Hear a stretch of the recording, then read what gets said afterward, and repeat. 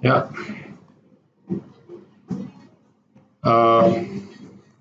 So I want to just say good morning to everyone. There's only five of you here, but that's okay.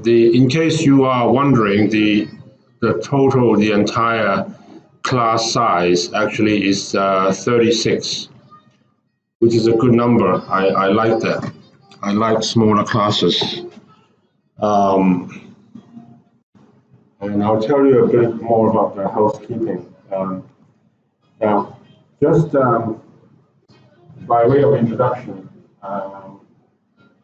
last time after the first lecture, and so some of you came up to me and said to me that you are concerned that this course is going to be difficult, and you couldn't understand what the teacher was saying. Now, I get that sort of comment every year, so it's not something to worry about.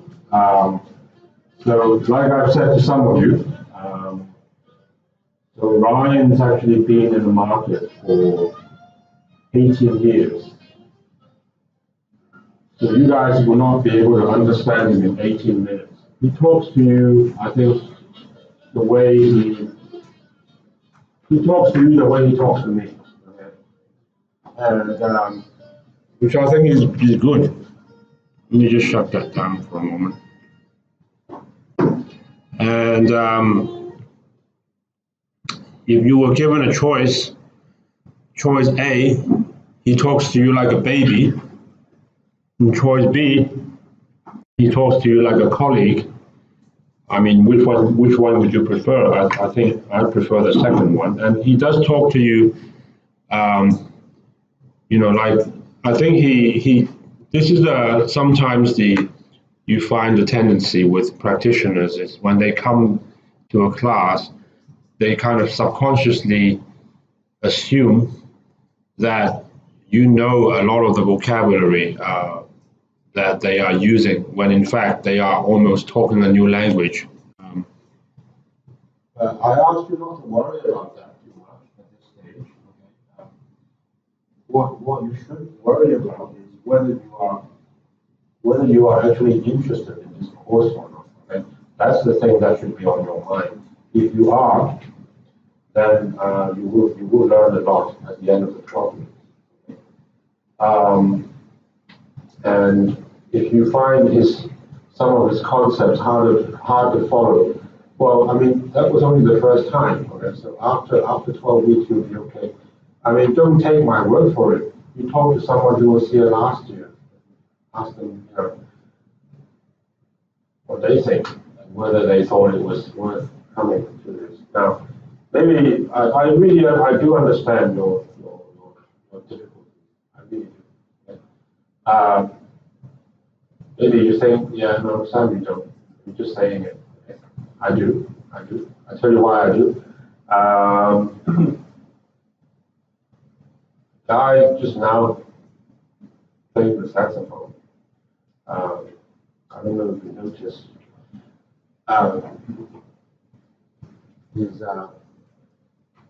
His name is Eric Alexander, and he's a very good musician and one of my favorite jazz artists. Now, I don't know how much you know about jazz music.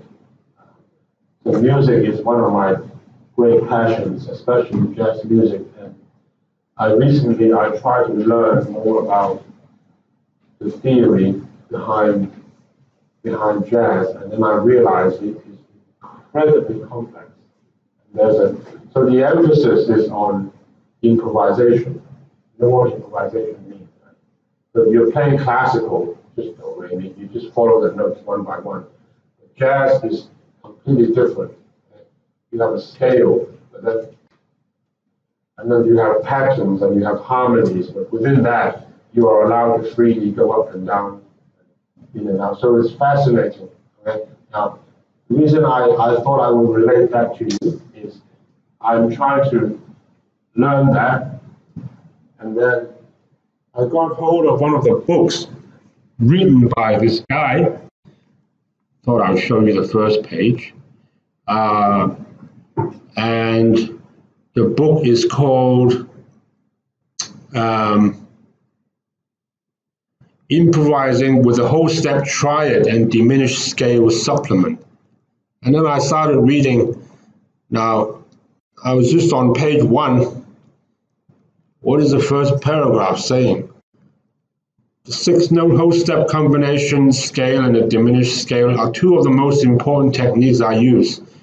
The diminished scale perfectly outlines the tritone relationship between two sets of chord progressions, which is one of the most important concepts in jazz theory. The 6-note whole step triad scale is flexible enough to generate wealth of ideas over a multitude of harmonic settings. When I read this, I thought, oh, what? What is he on about? So when I say to you that I understand your difficulties, I'm not just saying it, I really do, because I have a similar difficulty when learning something else, okay? So just be a bit patient. So I just wanted to use that sort of by way of example. Good morning. To demonstrate to you, I try to think of things from your point of view, and I do have some concept of what you are going through, okay? Now, today I want to just talk a little bit about credit link notes, starting from the basics. I think unless you understand the basics, you are not going to get very far with the rest of the course. I would like to talk about asset swaps if possible, but if we don't have time today, we're going to do that next time. Just by way of housekeeping, what I think I'm going to do now is that, so today is 28, so we're here, okay, but from next time onwards, I'm going to run 2 tutorials on a Saturday. Then, do you guys have anything else happening on Wednesday? Anyone else has something? No? Nothing. So if we don't have this tutorial, then you can stay home. Okay. Would that be your preference? Yeah. I'm going to run 2 tutorials, okay, on Wednesday. Saturday. So the first one will be the one you see. The second one is going to be Saturday, maybe from around 12:50 p.m., not a.m., to 12:50, 1:50, 2:20, something like that. And I actually mentioned this in an email last night, and also there was an announcement. For the second tutorial, the classrooms may be scattered around CYT here and there, but I will let you know. So the total class size currently is somewhere around 36, 37. So we're going to have 18 each. Okay? So like I said, I always prefer smaller classes. It means I have to spend double the time, but that's okay. I could just group you guys into one class of 36, but when the class size is bigger than 30, I generally prefer to split them up into 2. Okay, so this is what we'll do. I'm sorry if your Saturday is a bit hectic. Okay, I think that will be the case with some people, including myself. Right, but the reward is it will free up your Wednesday. So in case you have some kind of internship commitment, okay, you can freely do that. Now for today, so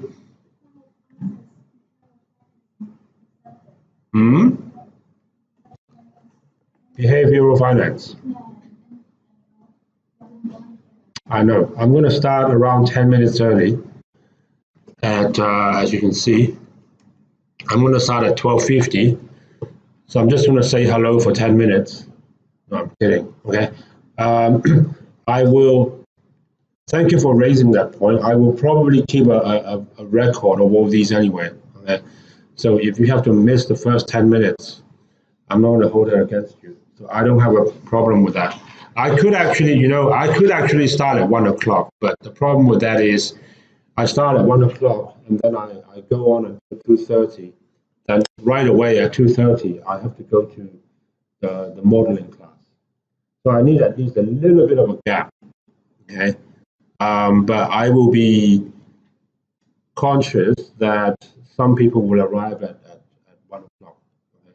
But like I said, I'm sorry if that cuts into your lunch hour, but hey, it's just going to be for like 8, 9 weeks. Okay. It's not a big deal. Okay. It's not a big deal for me. And anyway, I am trying to, like I said, I'm trying to keep the class size smaller by spending the double time. And this is the best thing we can come up with. Okay. We could even start at 12:55 or something. Okay. I think I did say in the email yesterday that we're going to start at 12:45, at least for the next session. Okay. Don't worry, you won't miss because it's all going to be on record. Okay. Now, the next time we meet, actually, is going to be April the 14th. Okay. Oops, sorry. So it's quite a while. It's actually 2 weeks and a bit from today. Okay. I'm going to be traveling. Okay. So I hope you remember me when I come back. It's going to be a little bit, but as you can see, generally what I try to do is when they run 11 lectures, which we are doing here, so I try to run one tutorial less. So X number of lectures and X minus one number of tutorials. That's what we're doing here. Okay. And I think it's all good. I would tell you, so you might remember, just by way of housekeeping, that when you go to those who came in a little bit late, Diego, you might want to sign in later on. Remember, please, okay? So in the lecture, I think it was the course overview. So he mentioned that he'd like you to do a little project.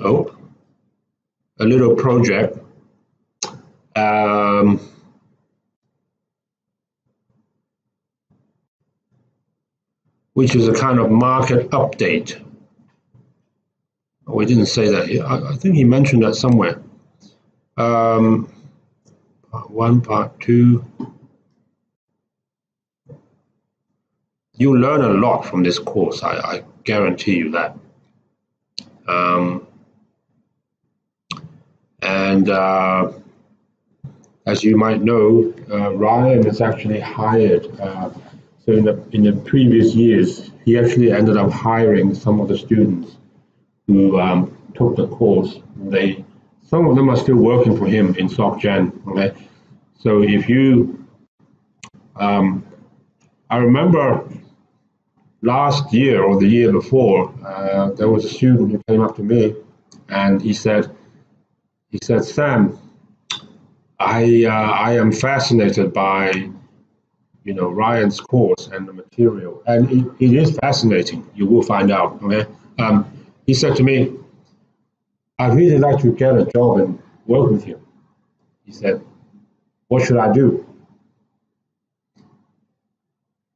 I said, well, first thing, I think you should try to do well in his class. But, the thing that would really help is you have to try and impress the guy, okay? Now, impress doesn't mean you become a sucker. I don't mean that, but try to be keen in the class and answer his questions or make some make some good comments, ask some intelligent questions, answer some questions, then he will remember who you are, and then one day you might get to work with him. Okay. Here you go. Yeah, the presentation. Okay. So starting from the second session, at the beginning of every session, students will be asked to present to the whole class on recent market developments. Now, we actually we started this last year, and it was quite successful, and students were they really like this. So what this idea is, I think I'm gonna pair you up. So there'll be 18 pairs, and then so 18 teams. It works out well because if we have 2 teams per week, then over 9 weeks, that will cover everybody. Okay, so what we're going to do is, and I will send out invitations to some of you at random. Okay, so you get around 10 days to prepare. So you just need to come along and talk for about 5 minutes or 10 minutes during the question time on a topic of your liking. Now, what we really like to see, I think, just to give you some clues, you can talk about the credit market for the first couple of minutes. You can do that, okay? But we would ideally like you to talk about some market developments or something new that has happened or some regulatory changes. Instead of just saying, oh, market went up, market went down. Okay? You could do that for the first minute or two. Okay? We're going to pair you up. So I think really this should not take more than 10 minutes, including question times, because 2 teams, that means you're going to take up 20 minutes, which is already a lot in the lecture hour. If you're wondering how you do that,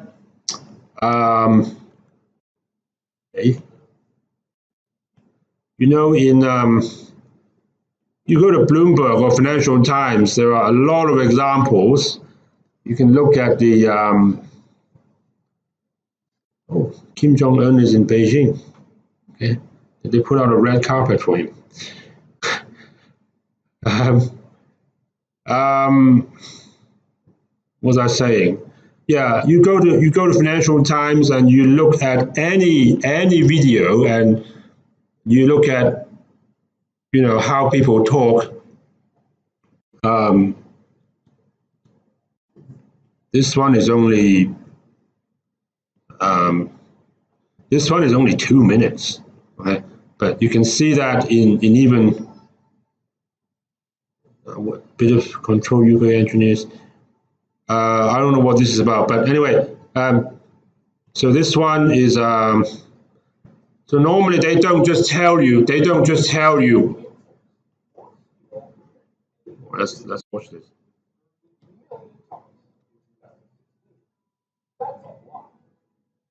On the other hand, the U.S. exports about 9 billion. That's a lot less, but it's still a lot. This makes Donald Trump unhappy. He thinks when America buys more of something than it sells, that makes America the loser.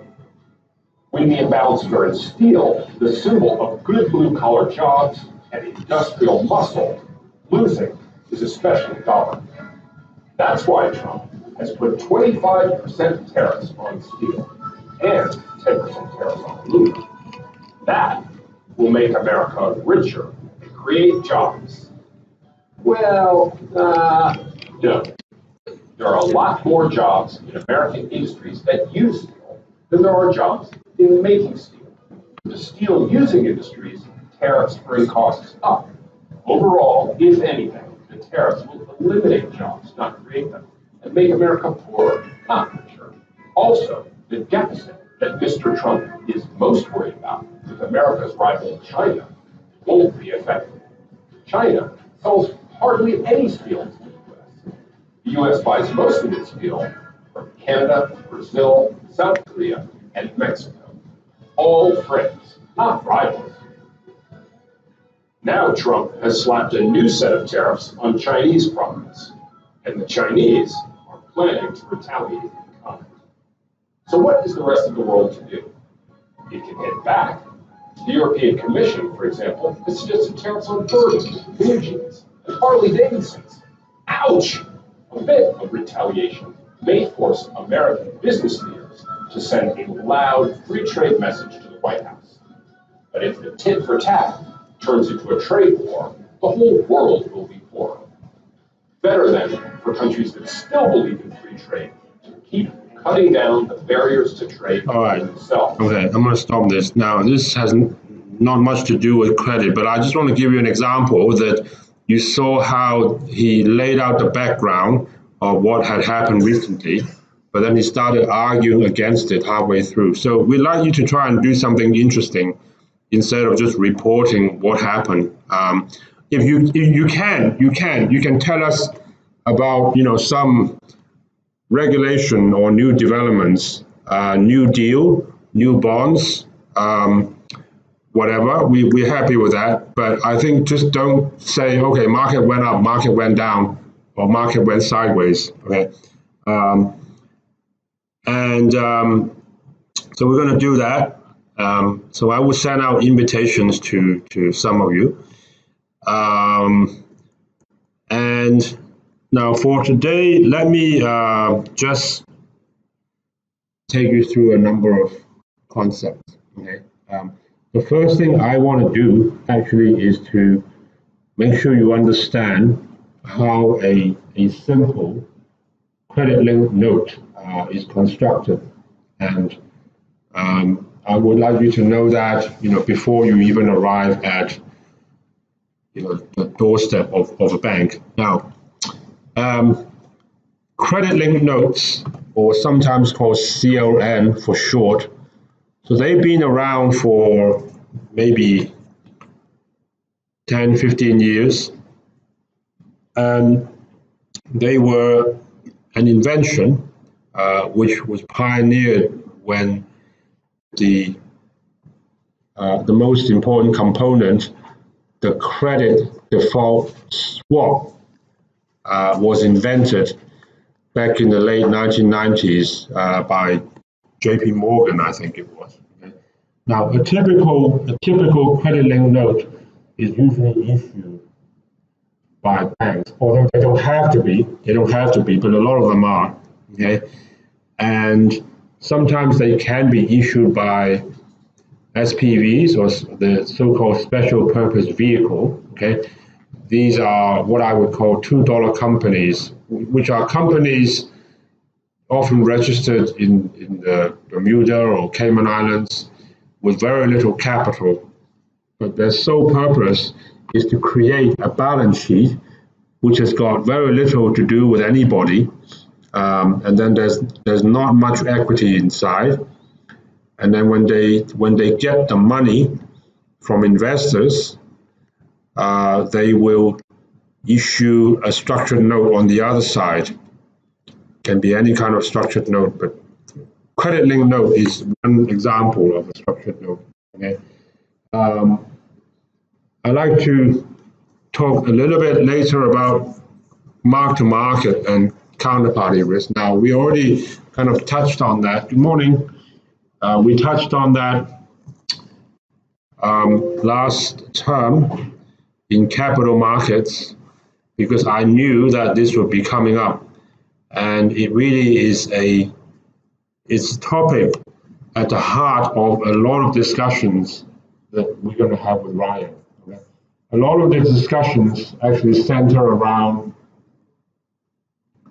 when you trade with somebody, you give them money or you give them credit, you are worried that one day they can't pay you back. Now, that concept is simple enough, but it extends to the case when, for example,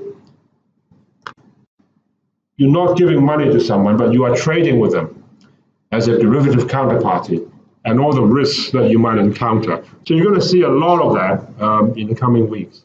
Okay. Now, for the So I have here an example of what I call a generic structured note. Let me just take away all the notation. Okay. When you are now, this is a structured note. I don't say that this is a credit link. This is just any kind of structured note. Okay, and I'm using his bank, SG, as an example. So you have an investor, and so they give some money to the bank, who is the issuer. So there's an issuing desk in the bank. It's just a department, and then there is a funding desk, sometimes called the money market desk. Okay, so you go to the dealing room. Dealing room of a bank is often known by various names. Okay, so the first one is the dealing room. The dealing room. So some people call it global markets. Okay, obviously. They even call it capital markets. So it's basically that big room, which is called, it's completely open and everyone can see everyone, and it just goes on for miles with people yelling and shouting and, taking phone calls. It is sometimes called the Treasury Department. That's another word for it. Okay. It is sometimes called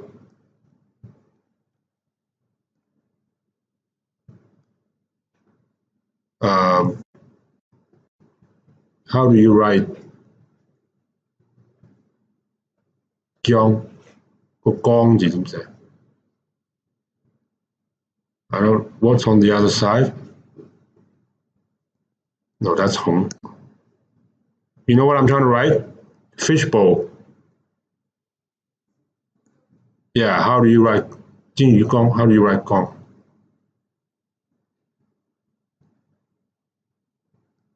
Like this? Ah, right. Sorry. Have you heard that term before? Because it looks like a fishbowl. Okay? All these terms, because I noticed Ryan mentioned the word treasury, and there were some faces. Well, what treasury? You mean U.S. Treasury government bonds? No. It's called a Treasury Department. Okay, so all of these. So you give it to the money market desk, and so let's say if this was a 5-year transaction, okay, then they will promise to give you. They're going to pay you LIBOR for the next 5 years, which is 20 quarters, okay? And then what the bank can do is they will go to the derivative desk and they can sell some kind of exposure or risk participation. And then for that, they're going to get some money. And as you can see, so that desk is paying them 120 basis points per annum. And then they get to keep some of that, so they might pay 110. So it came from here. And then the LIBOR comes from here, okay? And then this derivative desk here, they may choose to turn around and hedge that option in the market. Now, they may or may not do that, okay? This is just a very simple example, and they might get some premium for that. Now, this is how you typically would put together a structured note. This is the flow, right? I want to show you this before I show you the next one, which is in the case of a credit-linked note. Now, the only difference between this slide and the last one is that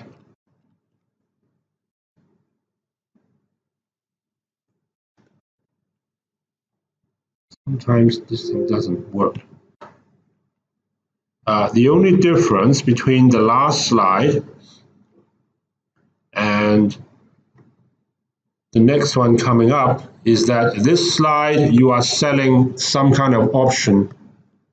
So I don't even say what kind of option it is. It's not important. So instead of selling some option, here there's a credit-based transaction. Okay, now a credit-linked note,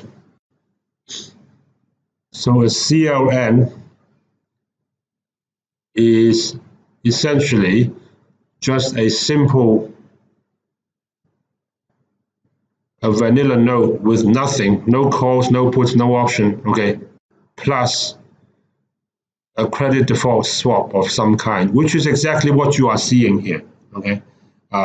You could even say, you could take one step back and you could say that, you know, a structured note, whatever the structure, okay, is simply a vanilla note plus some kind of option. So that was the previous slide.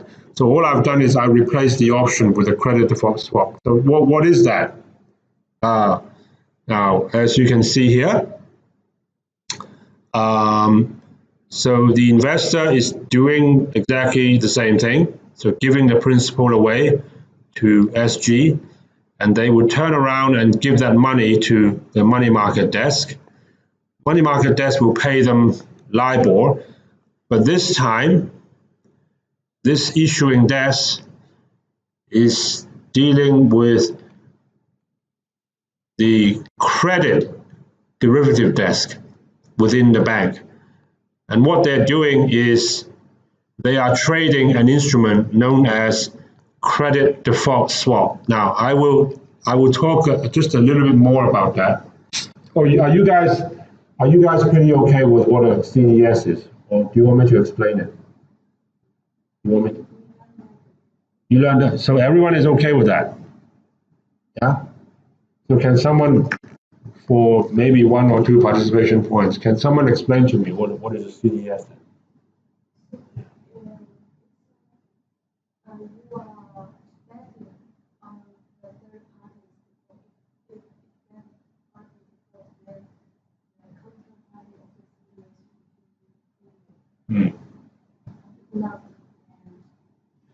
They'll pay you the premium if they default.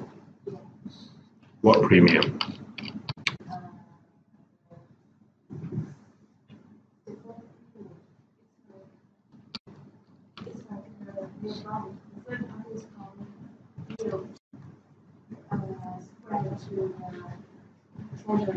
Mm-hmm. Who's paying who?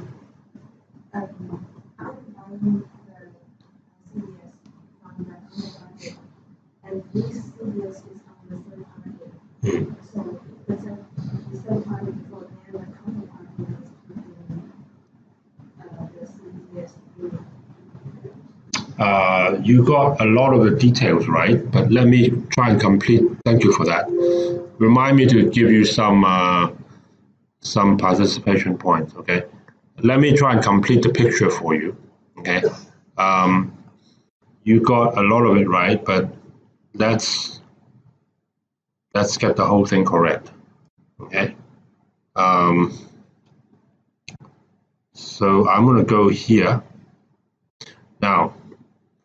Sorry about the mess, but what I'm going to do, when you are trading a CDS, a credit default swap,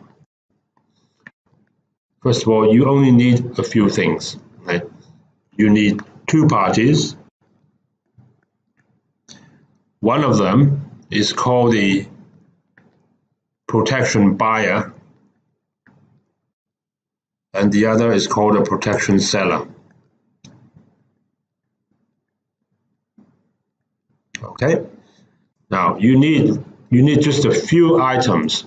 So the first one obviously is you have to define the amount. How much are you trading for? So a typical parcel size would be something like 10 million. So that's a notional principle. The second thing you need, as you would with any kind of derivative transaction, you need a tenor. It doesn't have to be 5 years, but that is the most popular. It can be 3, it can be 7, it can be 10, but 5 years is the most popular one. Okay. The third thing you need is you need what's called a reference entity.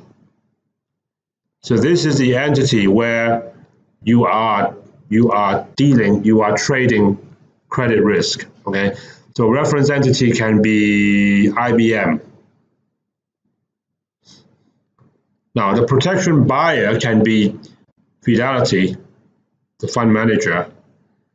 The protection seller can be JP Morgan.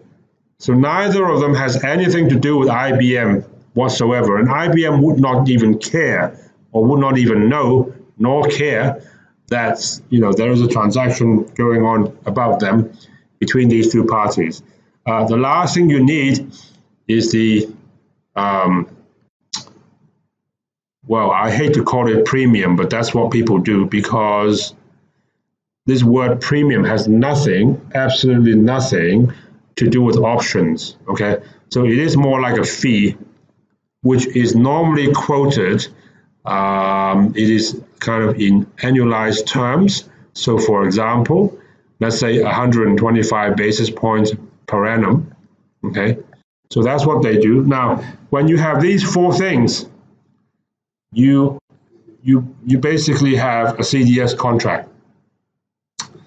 Now, tenor, of course, implies there has to be a start date and an end date, okay? But that's just quite trivial, okay? So what happens is that the protection buyer, now I really hate to say this because the statement is slightly misleading.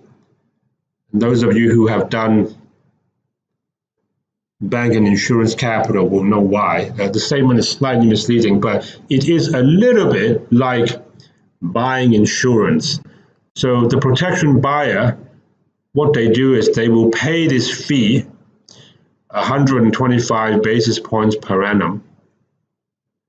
Typically, it's paid quarterly. So every quarter, you just divide by 4, okay? And then I'm going to put here the dotted line, or I can put the solid line. Protection. Now, protection is a funny thing. It's not like buying an ice cream. You pay money and you can see what you're getting. Protection, when you don't need protection, you're not going to see that. So all you actually get is a piece of paper where JP Morgan will promise to compensate you in the next 5 years if something bad happens to IBM. Okay, now what do I mean by something bad happens? These are things called credit events. Have you heard of these before? Now, credit events. Does anyone know of some examples of what are credit events? Does anyone know?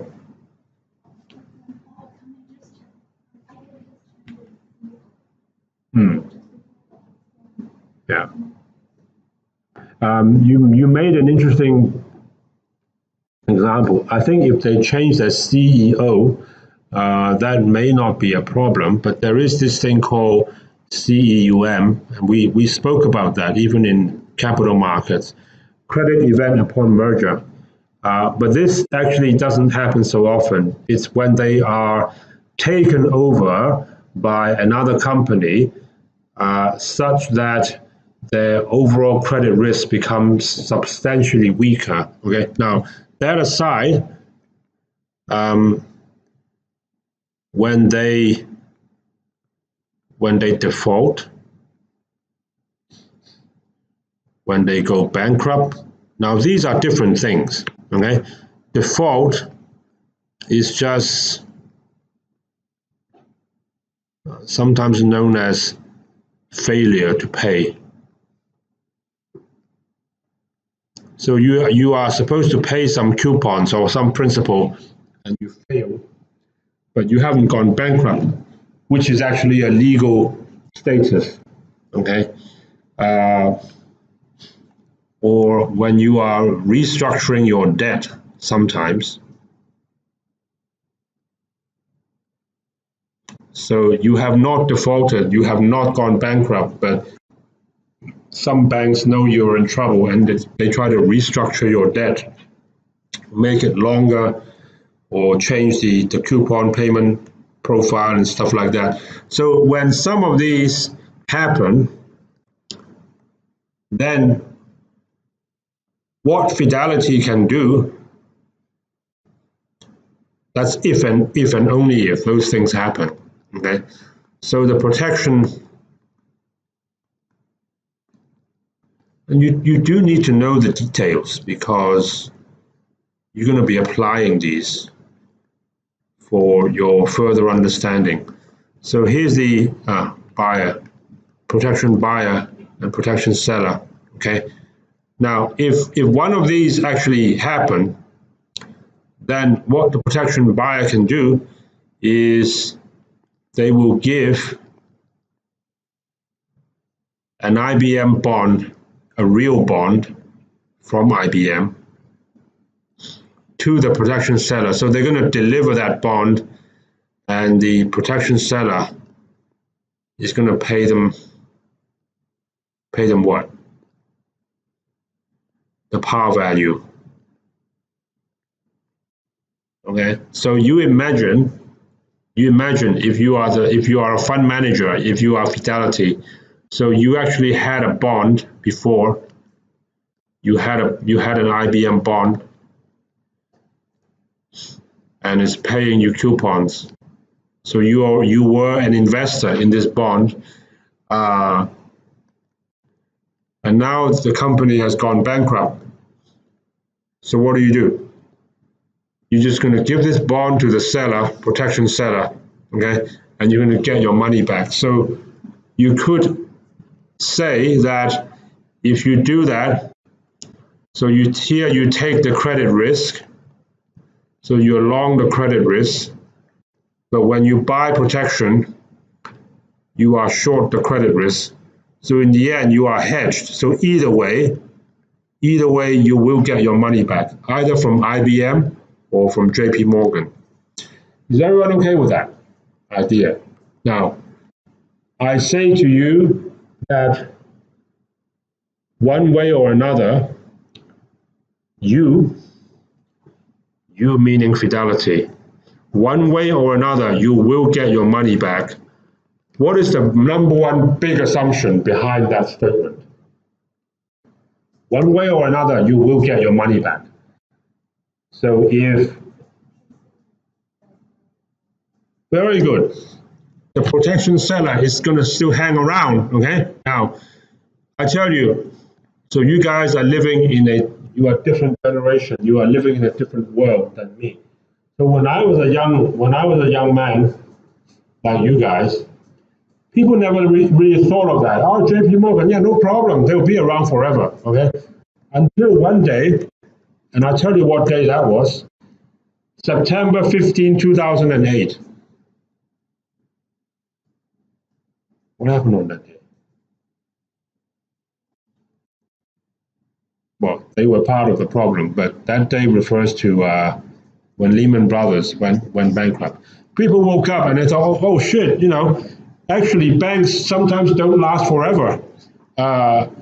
We thought that we were protected and our counterparties will live forever. And then they realized, well, maybe sometimes they don't. And so from that point onwards, there's a whole industry that has materialized dealing with counterparty risks. And I want to tell you right now that a substantial part of this course actually is about that topic, okay, which is very, very useful because it is at the heart of credit risk and credit risk and counterparty risk management in the banking world, okay? Now, so that is the CDS, and the thing about the CDS is you can actually trade that in what we call an unfunded manner. You know what unfunded means? unfunded means you don't come with cash. Okay? If I go out there today, I buy an apartment for $10 million and I pay $10 million in cash, that is funded. Okay? But if I buy an apartment and I just pay a 10% down payment and the other 9 million I borrow from the bank, that is basically unfunded. Now, when you trade a CDS, notice that I told you you need these 4 things. There's just a fee. There is no payment initially to be paid by one party or the other. So it's actually completely standalone. No one needs to pay anyone anything, except, at the end, if there really is a credit event. Now, this is an important point. So you should understand what unfunded means. Okay. If you are a fund manager and you have $100 million, and then you go out and buy stocks for 100 million, that would be what we call fully funded. Okay? If you have $100 million and you go out there and you buy stocks for $500 million, well, guess what? 400 million is unfunded. In other words, you are leveraged. That's what I was trying to get at. Okay? So this is just another term for being leveraged. Okay? Now, is everyone okay with that?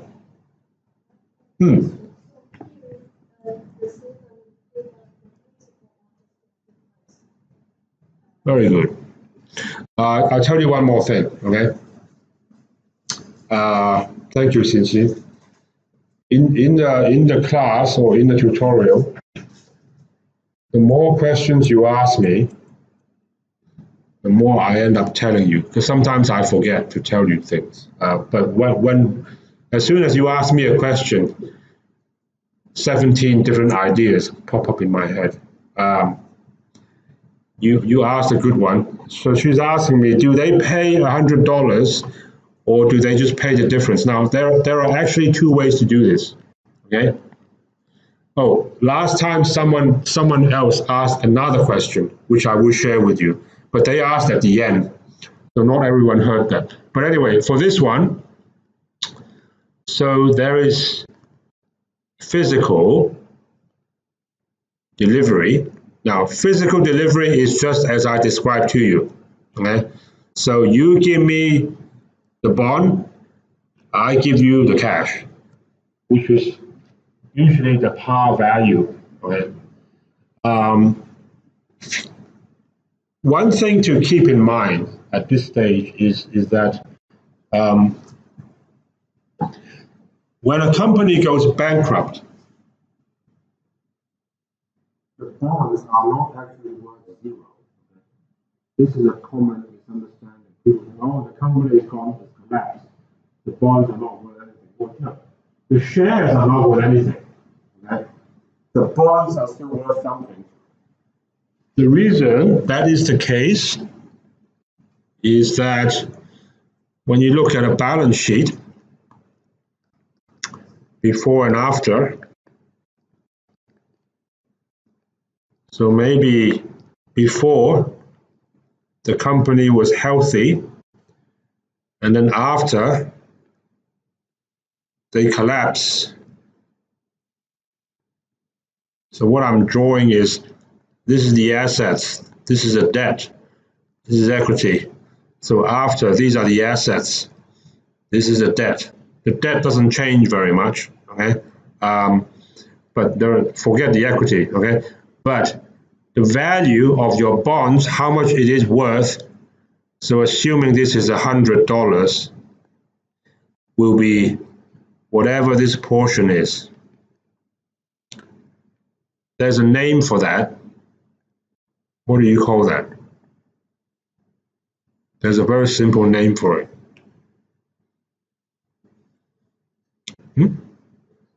Very good. Recovery value. Okay, So normally it won't be zero. It won't be zero. Let me show you something interesting. Okay, so Xin, first of all, I answer your question. So the second way to do this, all right, is what we call cash settlement. So physical delivery or physical settlement versus cash settlement. Now, cash settlement is this. So cash settlement is these two parties, the protection seller. So now they're in trouble. Now I'll put the buyer on this side, protection buyer. So the protection seller is in a bit of trouble. So because they have to pay up $100. Now the other way to do that would be they go through what's called a CDS auction. I'll explain to you what that is. Well, basically it is an auction is when everyone in the market will get together at one place at one point in time, and then the buyers and sellers would agree on a clearing price for trading at that point in time. Okay, so what can happen is, so let's say this is the timeline. Okay, so this is when they go bankrupt.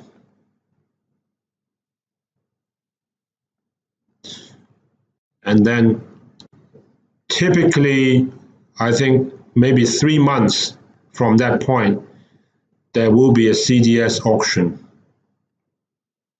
Now, the reason people do that is, so I said to you that, when you are a bondholder and a company has gone bankrupt, you may get some of your money back. Well, you may, but it would take a long, long time. I'm talking like years, 5 years, 7 years. It takes a long time. If you want to just get rid of that bond, so this is the mechanism. So there's a CDS auction, which will happen typically within 3 months of the bankruptcy. And everyone will get back together at one point in time.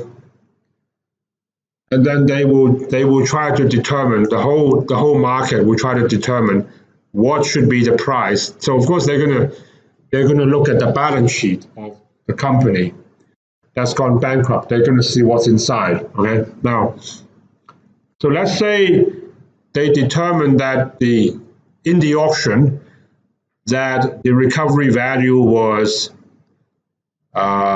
45. Okay. Now, the whole market has to agree with this, and these two parties, then the protection seller will simply pay $55 to the protection buyer as a compensation. This is the second way of doing it. Are you okay with that? Pretty simple, huh? So it has, have I answered your question?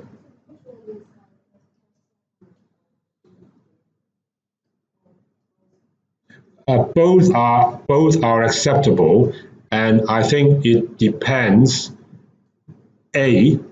on the mutual preferences of the two parties, first of all, and B, it also depends on how much bonds are actually outstanding. For example, if you are a protection buyer and you don't even have that bond, and you are just trying to trade for a view, you can do that. Okay, that's an important point to remember. The beauty about derivatives, always, not just here, at any time, is you can freely trade with or without any underlying. You can take a view just by trading it on its own. So when you are doing that, you would probably prefer cash settlement. You can do that. Okay? I'll tell you something else quite funny since you asked me that. And this really can happen sometimes, right? So let's say a company has gone bankrupt, and now, after it's gone bankrupt, you can still trade the debt in the market. So it maybe it's now only trading at 25, or actually the way professionals say it, I don't know why they use the dollar as the unit. So they can say that, oh, it's trading at 25 cents in the dollar. That's the way they put it, in the dollar. Trading at 25 cents in the dollar basically means that it's lost 75% of the value. I prefer to use $25 against par, but it's the same thing, okay? So let's say it's trading at 25 cents in the dollar. And sometimes, especially when you are close to the CDS auction time, now it could be that with some counterparties that have traded this CDS, maybe initially they specified that it would be physical delivery. What would happen is that the protection buyer, now in order to get $100, they would have to get this bond from somewhere. They don't have this bond, okay? But they need to do a physical delivery before the other guy is going to give them $100. So what do? They have to go to the market to try to find this bond. And if there are enough people doing that, sometimes you can see the price going up. And I just find that so funny. You know what I'm saying? Because there are no sellers. So you could actually have a situation where even a company that's gone bankrupt, the price can rise. If you need to go out there somewhere to find a seller so you can buy the bonds in order to deliver it. Do you get my point? Yeah? So that can happen. Now,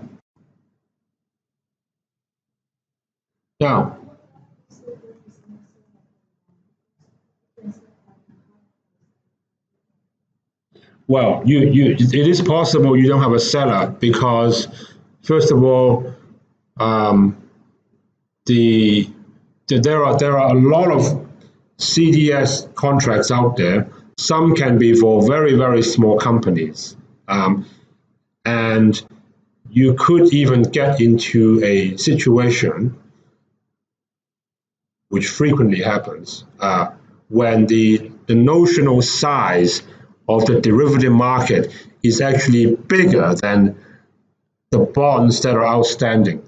Maybe the bonds outstanding is only $1 billion, for example, but the size of the derivative market or contracts that have been written on that market can be like 5 billion, okay?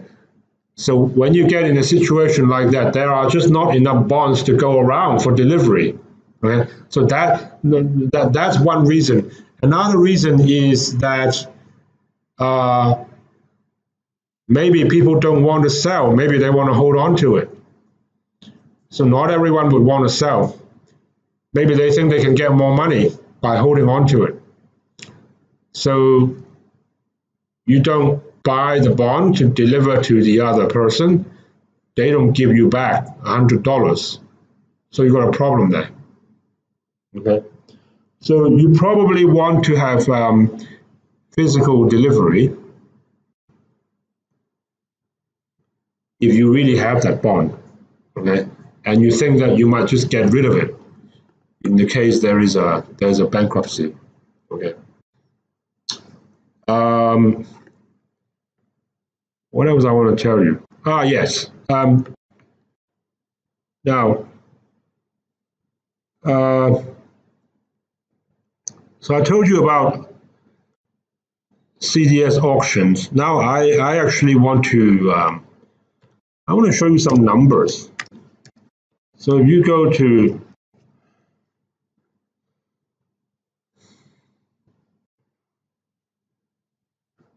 I don't know where I want to find some numbers to show you.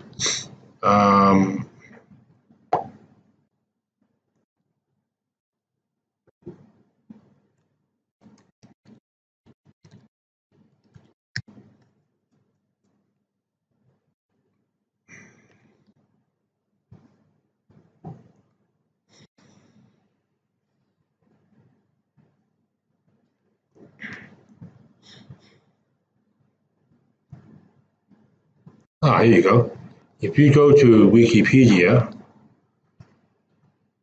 look up credit default swap, go to auctions, okay? Section 6. Now, what is this? This is a collection of recent bankruptcies, which were followed by, not just bankruptcies, but credit events, followed by CDS auctions, where the market participants would get together, and then the buyers and sellers of the bonds would determine exactly at what price they would trade those bonds at that moment in time. Okay, please remember that. So I drew a very simple timeline here. This is the bankruptcy, and within a few months you're going to have a CDS auction. Now the price can still go up and down afterwards, but at least at that moment in time, based on what the market knows at that time. So you can see that it's all over the place. These are basically the sort of recovery values. Now this is cents in the dollar. So you take maybe the third one, Northwest Airlines, 28 cents in the dollar. Well, I didn't know they went. They're still flying, as far as I know. Delta is still flying. Would you take their flights? Knowing they went bankrupt, although that was 10, 12 years ago. So Northwest Airlines, basically, if you sold protection on that, and then the other party knocks on your door and claims on you, how much money do you have to pay them if it was a cash settlement? Northwest Airlines.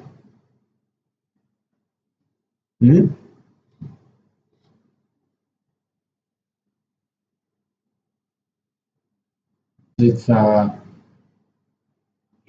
right? Yeah. How much would you have to pay them for Northwest?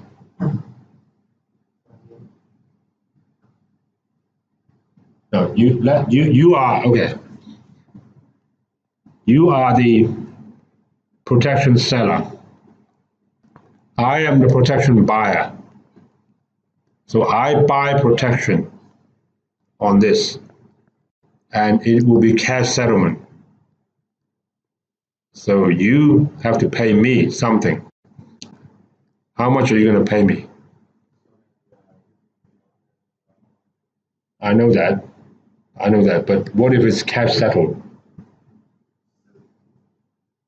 I was basically testing whether you can do 100 minus 28. Okay. Yeah, no, I'm just kidding. Okay, you get the idea? Yeah? Yeah, so 100 minus 28. Okay, you don't pay the other guy 28. No, 28 is the recovery value, the salvage value. Okay, you pay them 72. Now you can see there's a wide range of values, and in fact, you look at Freddie Mae and Freddie Mac. Freddie Mae, it's funny. 99.9. What the hell happened there? Well, I'll tell you what happened. So these are U.S. What they call agency debt. Okay, they are sort of government-sponsored entities involved in funding for student loans and farmers' loans or mortgages and so on. In the financial crisis of 2008, technically, these entities did actually default. or no, they had, I don't know what exactly the credit event was, but they technically a credit event was triggered, okay? But because people didn't think that the US government would let them collapse, in the end, although they had a credit event, the recovery value was still, practically close to par, okay?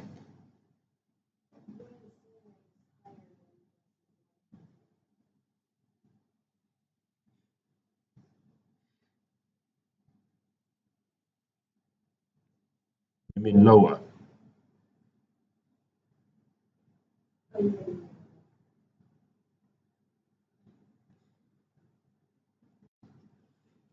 I don't know. That's my short answer. Okay. That's a very good observation.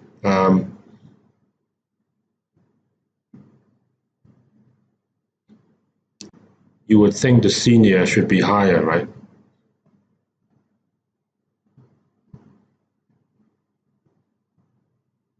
I don't know. I don't know. Okay. An interesting one though is the next one, Lehman Brothers.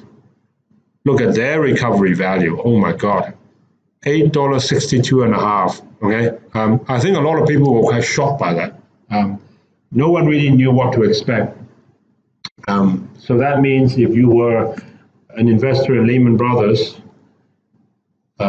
investing in their bonds, and if at that time you decide just to give up and get out and just forget about the whole story thing, you would have lost around $91. Somebody would buy that at $8.62. Okay. Now that is a credit default swap, and the credit-linked note. Now that I have explained to you in quite a lot of detail what a credit default swap is, the credit-linked note is simply a credit default swap attached to a CDS, or I should say it the other way around. It's a CDS attached to a note form. Okay. So what you can say is, you could say it like this if you want to put it simply. Okay. So CDS is unfunded credit risk participation.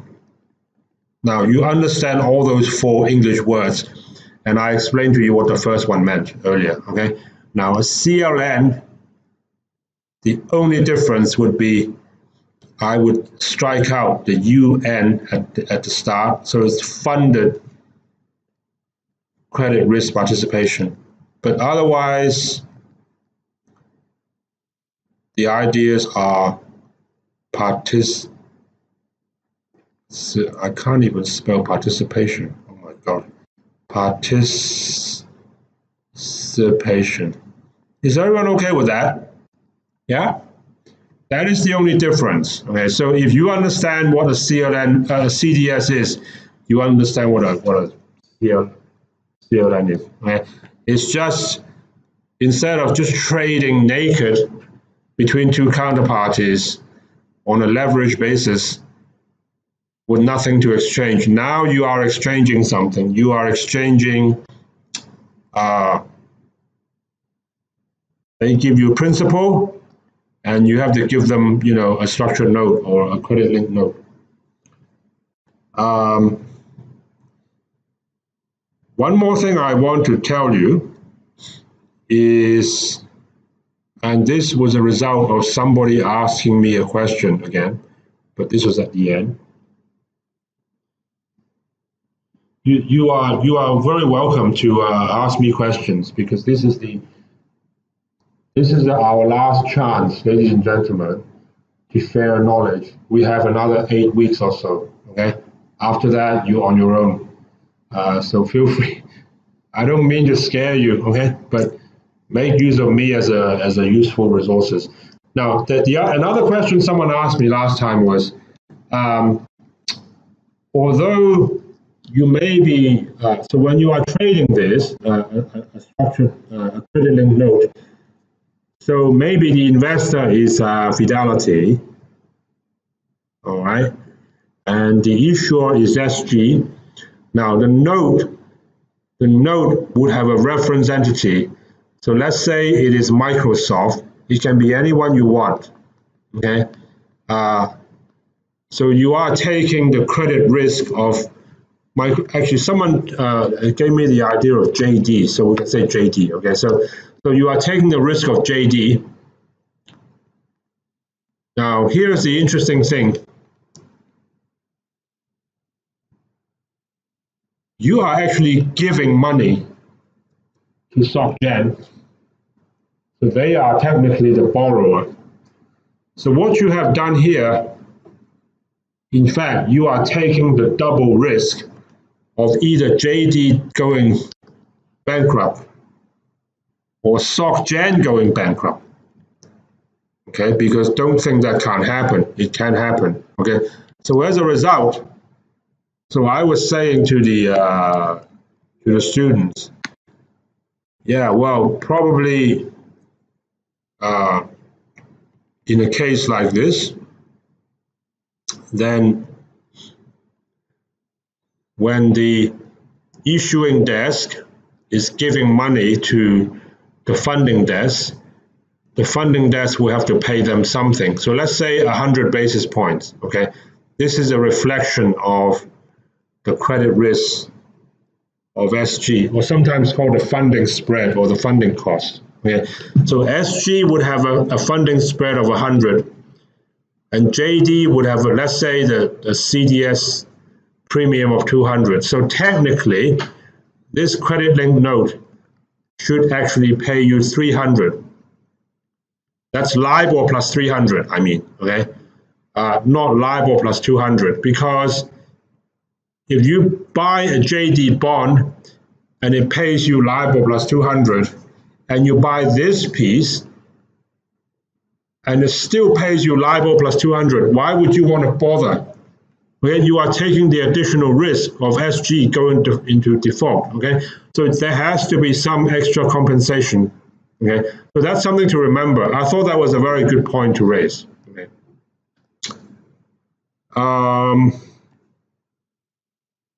Is everyone okay? So your worst case would be if one or the other, well, if they both defaulted, that's the worst case. But if one of them defaults, then you are in trouble. Okay. Is everyone good with that? All right. Now, what I want to do, I want to bring this to a conclusion by, not this.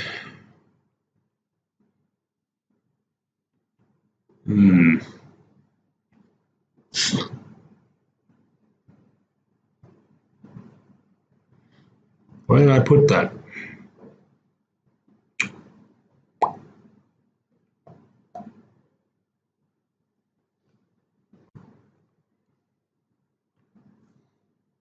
Hold on a second. I want to tell you a bit about the quiz, okay?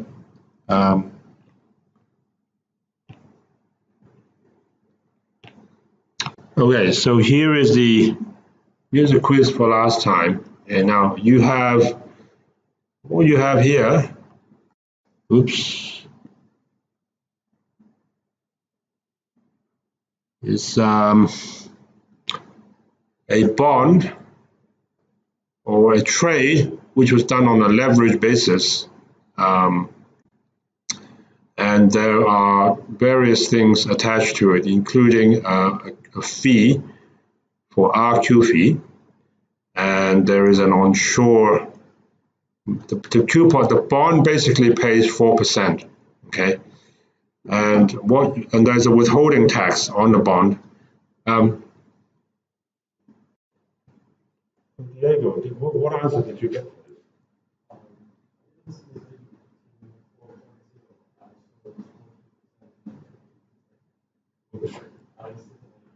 Okay. Right. It's okay. So it's okay you get the wrong answer. Okay. Just make sure you know how to do it. Yeah. So you got a bond, and I can't write on this. Or maybe I can. Or maybe I can. Oh, but it's I can write on this. Wonderful. So what you do is this. Now, this is a leverage transaction. So there is, now you don't have to look at it this way, but this is, I like to be systematic. So again, there is a funded part, there is an unfunded part. The funded part just means you pay cash and you really will get a return without any borrowing costs. Now, what do you get for that? The funded part, so you get a 4%, coupon, but you have to pay 10% withholding tax. You have to pay the RQ fee, the fee for that, and you're going to get 3.4. Now, if you have $100 and you just invest that $100 in this bond, this is what you're going to get. All right, but you are not satisfied just doing that. Okay, what are you going to do? So you're gonna do it a couple more times with a leverage. So you're going to get another 4%. You're going to pay withholding tax again. You're going to pay the fee again. But what's more, you are going to pay the financing costs. So end up, this is going to give you 1.4. Now, oops, you're going to do that 2 times. So what you will end up with is 3.4 plus 1.4 plus 1.4. So 6.2 actually is the correct answer. Okay. I always like to, look, I said you don't have to do it this way, but I like to do it this way. I always try to work out what is the funded return, what is the unfunded return, and if you were to tell me, okay, I'm going to leverage 17 times, I can still work out for you exactly what that would be. Okay. Here is, I don't know, you call it 3 times leverage or 2 times leverage. This is actually the part you have to be careful. Okay. So this is unleveraged. This is times 2. Okay. Yeah.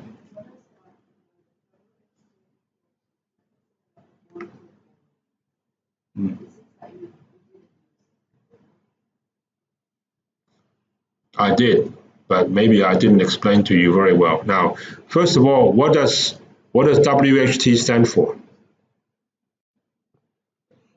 Withholding tax. Yeah.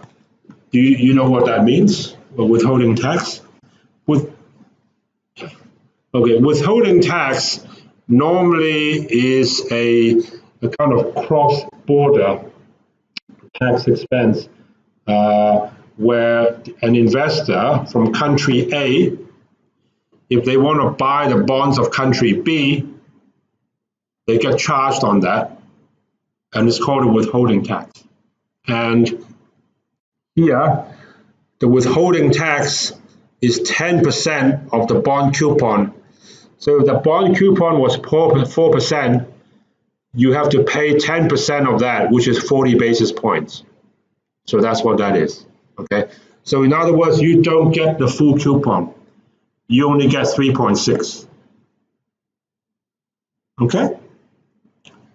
Is everyone okay with that? Ryan actually put here capital gains equals to 0. He just puts it there as a distraction. Because it's 0, it doesn't actually have any meaning. Okay? But if this was not 0, let's say this was 5%, okay, then it does have some impact. But you know what capital gains means, right? It's when you buy something at 100, when you buy, and then you sell it at 110. So you made a $10 profit, and they're going to tax you on that $10 profit. That's called capital gains. Okay, but here, that aspect of taxation does not enter into the picture. Number one, because we never even discussed any capital gains, first of all, and number two, that tax for it is 0 anyway. Okay, but I don't guarantee that in the exam or a little later on it's going to be so simple. You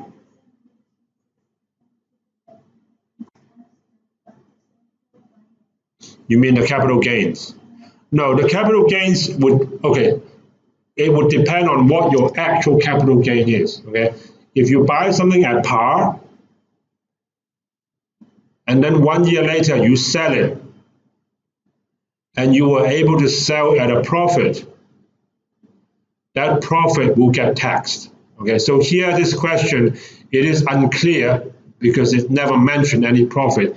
And anyway, the CGT is 0, okay? So he just put that there as a, excuse me, as a distraction. Okay. I think we've covered quite a bit of ground today. So we discussed what is a CDS. We discussed what is a CLN.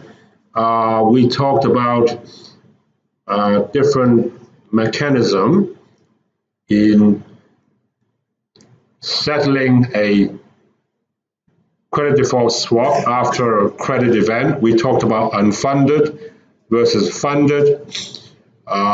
We talked about the CDS auction, and we also talked about the quiz. Okay.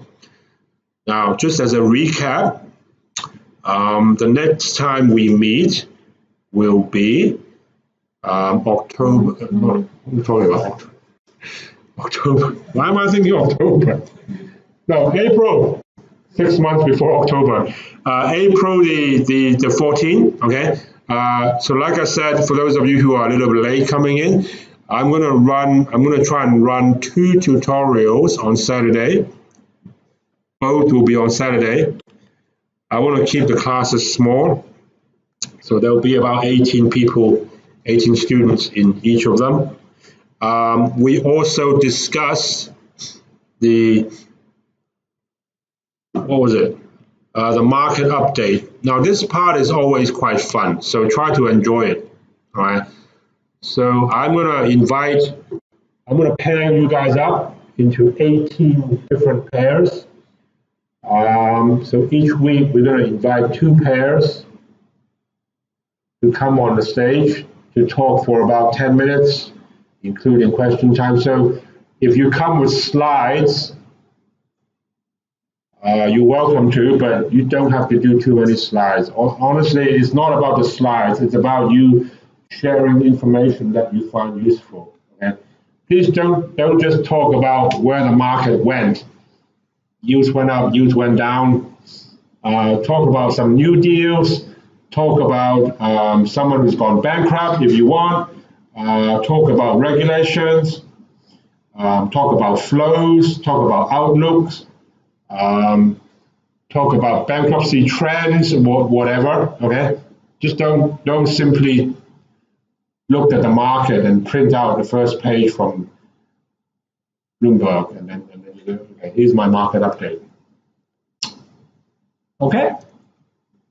That shouldn't take you too long. Is everyone okay? Yeah, sure. Decide what? I will. Just to simplify. Yeah. I'll just do it at random. Okay. All right. If you don't have any questions, I'm gonna let you go. Okay. Thank you for coming, and those of you who haven't signed in,